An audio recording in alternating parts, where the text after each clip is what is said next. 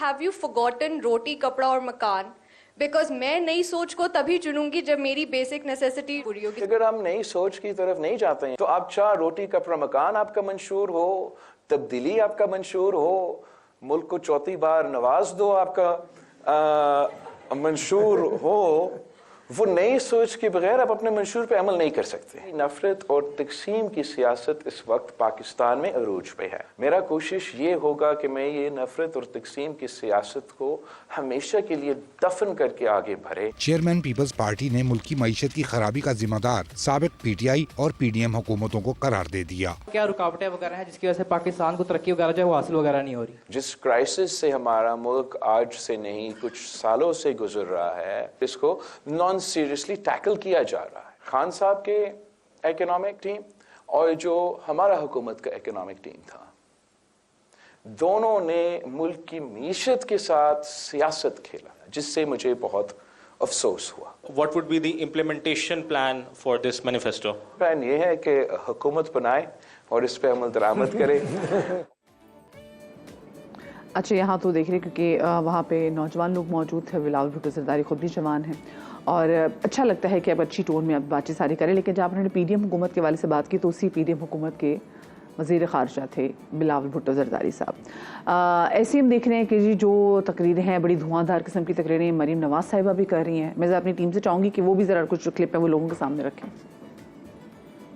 सब गलियां मेरी आजमाई हुई हैं, ये सब बाजू मेरे आजमाए हुए हैं। जब नवाज शरीफ साहब को एक बेटे से तनख्वाह ना लेने पर डिस्क्वालीफाई कर दिया, पूरे मुल्क का इलेक्शन एक तरफ था, इस हल्के का वो जाली इलेक्शन एक तरफ था। कलसूम नवाज शरीफ के मुकाबले में पूरी रियासत ने कलसूम नवाज का मुकाबला किया। ये जो शख्स आपके सामने खड़ा है, इसके दुखों की, कुर्बानियों की दास्तानें लिखना शुरू कर दे तो स्याही सूख जाएगी। लेकिन वो दुख उसने क्यों उठाए? वो दुख उसने आप लोगों के लिए उठाए। वरना जो जुल्म और ज्यादती और जबर हम सब के साथ हुए, लोग दिल छोड़ जाते। वो आज भी अगर आपके सामने खड़े और इलेक्शन लड़ रहे हैं और इस मुल्क को बहरान से निकालना चाहते हैं तो वो आपकी वजह से है। उनको तकलीफ है कि लाहौर में 5 साल घुस बैठी आ गए थे ना। ये वही लाहौर था जहां हर चंद माह के बाद एक नया मंसूबा आता था आपके लिए। एक एक वोट इस मुल्क की तरक्की के लिए कीमती है। सब निकलेंगे, मोहल्ले मोहल्ले मुस्लिम लीग नून का पैगाम पहुंचाएंगे और 8 फरवरी को ये फैसला सुना देंगे कि हम 28 मई वाले लोग हैं, 9 मई वाले लोग नहीं हैं। और 9 मई वालों को 8 फरवरी को उठा के पाकिस्तान से भी बाहर फेंक देना। चलिए जी, बड़ी जारहाना तरीके से कैंपेन हो रही है मुस्लिम लीग नून की जानिब से भी और पाकिस्तान पीपल्स पार्टी की जानिब से भी, और इनको ये लगता है कि जो मुकाबला है वो उन दोनों के दरमियान है। ऐसे ही होगा या फिर कोई छोटी पार्टी भी बड़ा अपसेट कर सकती है। खैर जी, इन तमाम तो सूरत हाल के वाले से बात कर लेते हैं। हमारे साथ मौजूद हैं समा के नुमाइंदे खुसूसी आसिम नसीर, उनको शामिल गुफ्तगू करेंगे। अस्सलाम वालेकुम Asim, a very good morning. Asim, सबसे पहले तो हम ये देखें कि जी पीपल्स पार्टी हो या नून लीग हो या फिर MKM और जमात इस्लामी, सभी इमाम को जो है ना वो रोशन मुस्तकबिल की ज़मानत दे रहे हैं। इन जमातों के मंशूर में क्या कुछ नया है, मुझे बताएं। मतलब परफॉर्मेंसेस तो सबकी हमने पहले देखी हुई हैं, लेकिन इस बार नया मंजन क्या इनके पास? बहुत शुक्रिया मदिया, आपने जो गुफ्तगू की और आपने तकरीबन जो इनके मेन फीचर्स थे वो तमाम आपने दिखा भी दिए, बता भी दिए। देखिए, यहाँ पर 2 चीज़ें देखने में आई। मुस्लिम लीग नून का 2013 में लास्ट मंशूर बना था और 2018 में जो मंशूर था वो वोट को इज्जत दो था, लेकिन वो भी स्प्लिट था और वो खिदमत को वोट दो और वोट को इज्जत दो दोनों मिक्स करके थे, जिसमें वो कामयाब नहीं हुए, लेकिन वोट को इज्जत दो कामयाब था। वो एक नारा था। इस मरतबा 2013 के बाद इस मरतबा इन्होंने फिर दोबारा मुस्लिम लीग नून ने अपना मंशूर बनाया। उस वक्त था खुद मुख्तार खुशहाल पाकिस्तान, अब बनाया है पर्सनैलिटी बेस पाकिस्तान को नवाज दो। मतलब अगर नवाज शरीफ पाकिस्तान को दे तो जो पिछड़ा रुका हुआ काम है, जो हमने पहला अपना मंशूर लेके चले थे, हम वो आगे लेके आएंगे। तो यहाँ पर मुस्लिम लीग नून जो है उन्होंने अपना एक सियासी स्टंट खेला है और उन्होंने उसके मंशूर को ना वोट को इज्जत दो रखा, ना खिदमत को वोट दो कहा, ना उन्होंने खुद मुख्तार पाकिस्तान कहा। उन्होंने कहा कि पाकिस्तान को सिर्फ नवाज शरीफ दे तो हम आगे चलेंगे। तो ये उनका स्लोगन है और इसी के अंदर उन्होंने मुख्तलिफ अपने पॉइंट्स को एलेबोरेट किया है कि एजुकेशन के ऊपर बात की है। एक चीज मुझे बड़ी अच्छी लगी, वो ये थी जो हकीकत के करीब है, वो है IT सिटीज बनाना। पाकिस्तान के तमाम बड़े सूबों में एक एक शहर को IT बेस्ड सिटी बनाया जाएगा। ये एक चीज नजर आई जिस पर अगर काम हो तो पाकिस्तान की जो यंग जनरेशन है उसके लिए ना सिर्फ नौकरियों के मौके मिलेंगे बल्कि पाकिस्तान में तो चीजें तो बहुत आसान आपको पता ही है कि पहले भी चीजें बड़ी कहते रहे हैं। वो तो जनूबी पंजाब के वाले से भी आपको याद नहीं है कि उसको सूबा बनाना है, उस पर भी बड़ी आवाज उठी थी। पाकिस्तान तहरीक इंसाफ ने भी इस हवाले से बात की, पाकिस्तान पीपल्स पार्टी ने भी इस हवाले से बात की, हुआ उस पर कख में नहीं।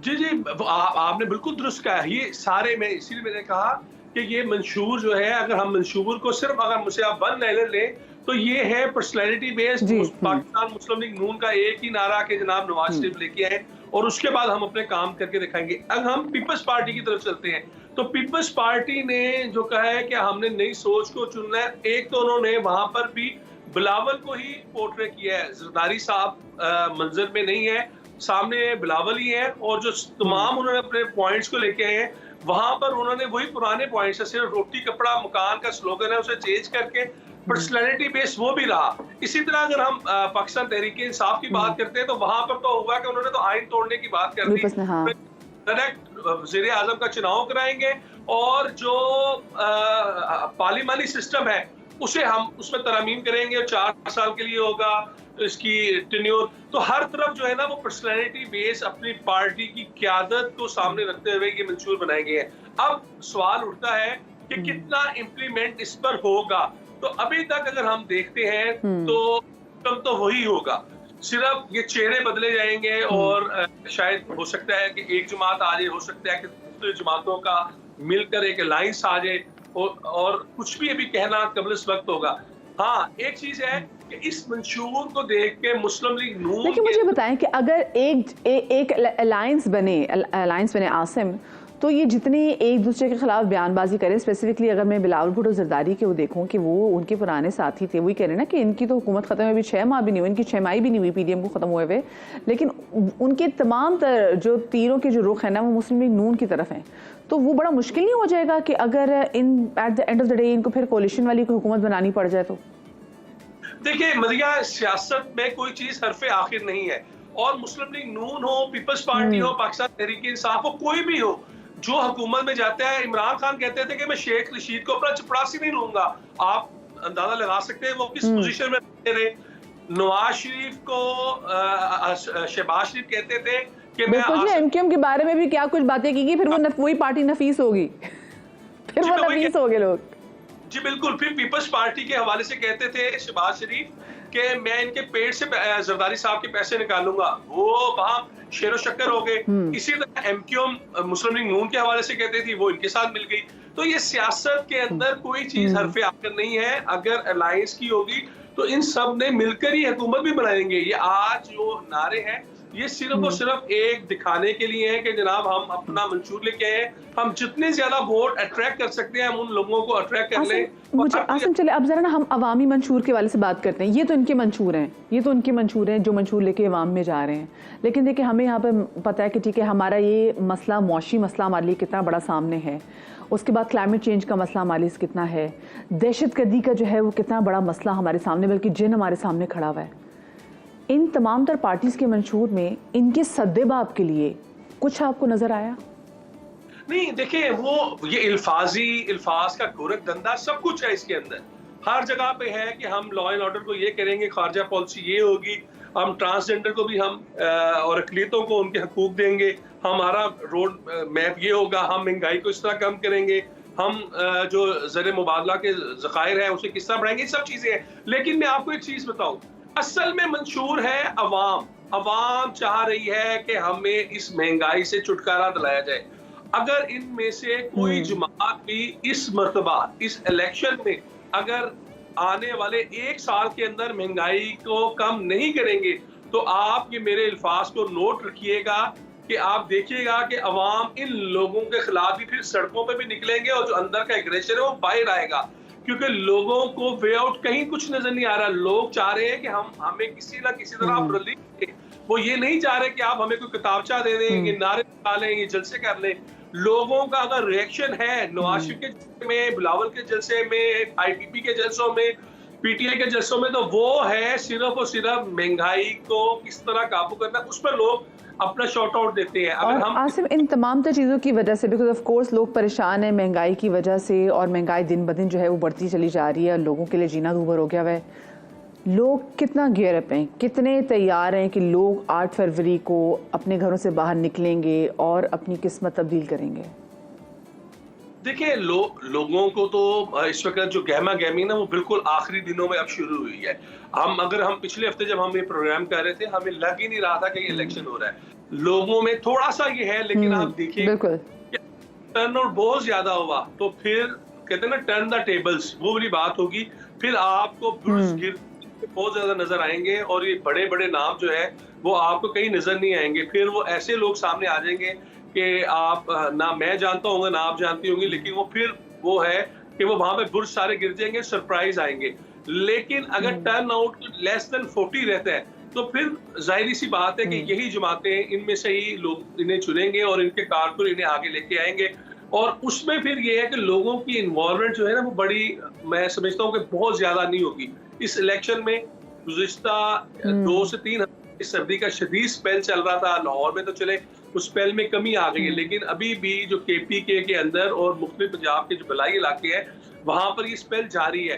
तो एक तो टर्न आउट को ये भी मुतासिर कर सकता है, और अगर बारिश हो जाती है तो वो भी टर्न आउट जो है वो मुतासिर कर सकता है। सेकेंडली लोग मदिया मैं आपको बताऊं, लोग जुड़े हुए हैं अपने मसाइल के साथ, लोग जकड़े हुए हैं बिजली के बिल के साथ, पेट्रोल के प्राइस के साथ और खाने पीने की अशिया के साथ। देखिए लोगों से जब हम बात करते हैं कि यार आप बताएं, वो कहते हैं हम 1000 रुपए का एक दिन का 4 अफराद का नाश्ता घर लेके जाते हैं, डबल रोटी, अंडे और एक दूध का पैकेट। तो हमें बताएं तो हमारे हो गए, आप बड़ा मुश्किल हो गया लोगों के लिए सर्वाइव करना। लोग कहते हैं इतना हम कमाते हैं जितना हमारा बिजली का बिल भी आ जाता है। वो कहते हैं हमें ये भी समझ में नहीं आता कि बिजली के बिल में ऐसी क्या चीज़ करें, गैस इतनी महंगी हो गई है, लोग परेशान हैं। आसिम नसीर हमारे नुमाइंदा खुसूसी हमारे साथ मौजूद थे।